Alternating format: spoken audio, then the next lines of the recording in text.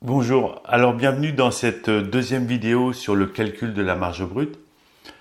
Et dans cette vidéo, on va voir comment calculer la marge brute sans passer par les fiches techniques.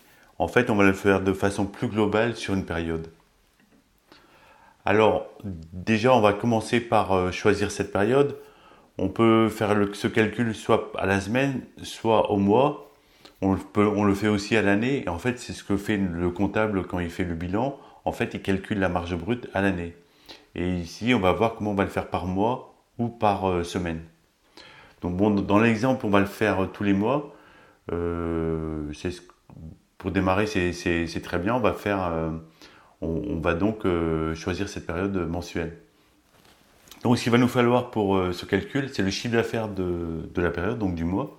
On va prendre le chiffre d'affaires du mois et le total des achats du mois, c'est-à-dire le total de toutes les factures de denrées alimentaires du mois. La marge brute, c'est toujours un calcul ce ne sont que les denrées alimentaires. Donc c'est simple, en fait, on va calculer le coût matière. Donc c'est le total des achats de la période. Donc toutes les factures de denrées alimentaires du mois, hors taxe évidemment.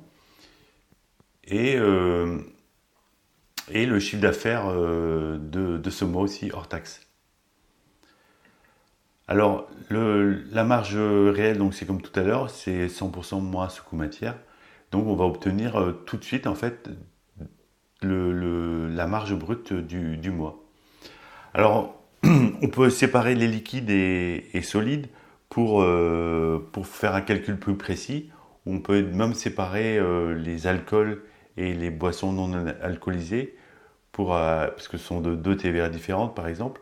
Et ça va nous permettre de savoir quelle marge on a sur les alcools, quelle marge on a sur les, les, les softs et quelle marge on a sur les solides. Et comme ça va nous permettre d'affiner la marge, de pouvoir mieux contrôler, de pouvoir optimiser en fait nos calculs. Donc je vais prendre un exemple assez simple. On va prendre un chiffre d'affaires mensuel de 100 000 euros. Et donc on a un total d'achats de 30 000 euros sur cette période. Donc toujours en hors taxe. Donc le coût matière est de 30%. Donc sur 100, on a 30 de matières premières. Donc la marge brute est de 70%. Mais le problème, c'est qu'on n'a pas, on ne tient pas compte des stocks du début et de la fin de la période dans ce calcul.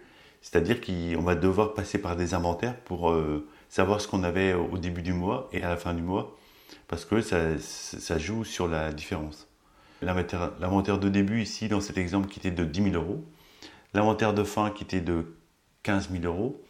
Alors évidemment, on ne va pas faire deux inventaires par mois, on va simplement faire un inventaire le 31 du mois et qui va servir de premier inventaire d'inventaire de début pour le mois suivant.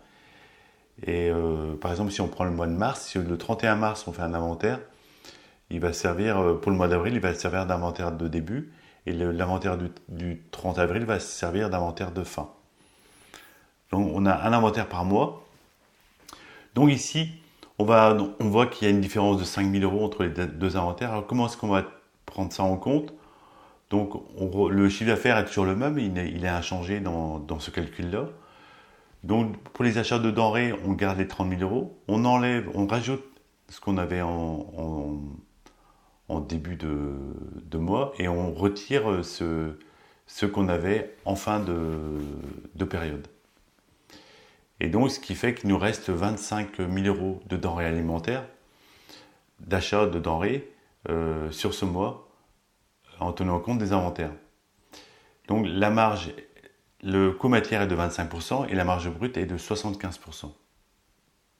Voilà comment on prend en compte les inventaires. Alors, il y a des avantages dans ce calcul-là par rapport à l'autre avant, c'est que la marge est réelle. Là, on parle de vraies données, enfin, c'est des chiffres concrets, on n'est pas sur de la théorie. Donc, le deuxième avantage, c'est qu'on a des résultats sans passer par les fiches techniques. On n'a pas besoin de passer par les fiches techniques pour avoir tout de suite notre marge brute. Donc, c'est beaucoup plus simple que le premier calcul. On a beaucoup moins de calculs à faire. L'inconvénient, c'est que c'est difficile de détecter les améliorations qu'on pourrait faire pour optimiser cette marge parce qu'on le voit de façon globale. On ne voit pas dans le détail quelle est la recette ou quel est l'ingrédient qu'il faudrait rectifier pour améliorer ces marges. Et donc, dans le temps, on ne voit pas, on va pas détecter où sont les sources de nos problèmes et comment est-ce qu'on pourrait les corriger. Par exemple, si on a le saumon qui flambe, le prix du saumon qui flambe, on ne sait pas dans quelles recettes sont impactées, on ne sait pas, on ne le voit pas forcément. Ça peut être un autre ingrédient comme le bœuf dont le prix augmente et on ne sait pas exactement lequel est le plus impactant sur notre marge brute.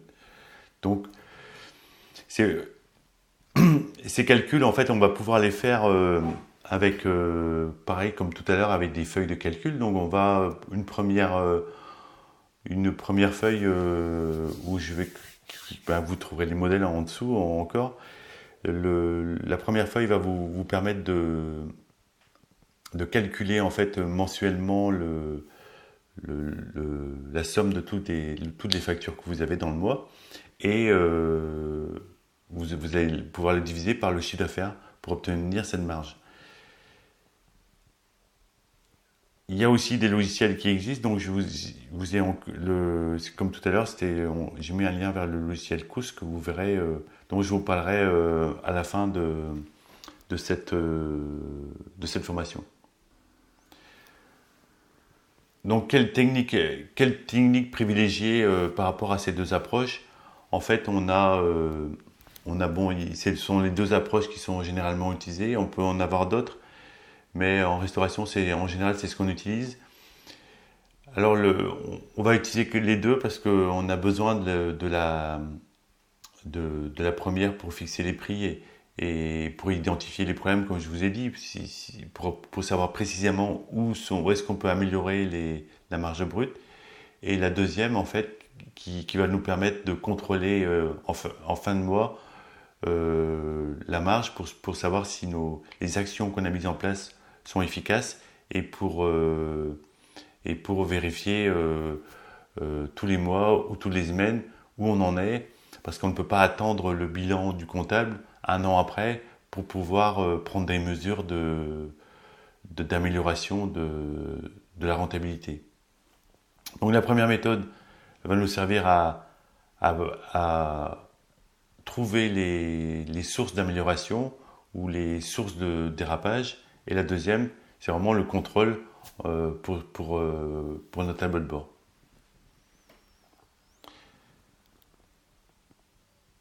Donc c'est la fin de ce premier module. On a vu un petit peu ces deux techniques qui vont nous permettre de vérifier, de suivre un petit peu l'évolution de la marge brute. Et maintenant, dans le deuxième module, on va voir quelle technique utiliser pour améliorer cette marge brute, quelle méthode on va mettre en place pour continuellement dans le temps, petit à petit, améliorer cette marge pour vraiment avoir un impact fort sur la rentabilité du restaurant et pour gagner plusieurs points de marge en fin de bilan.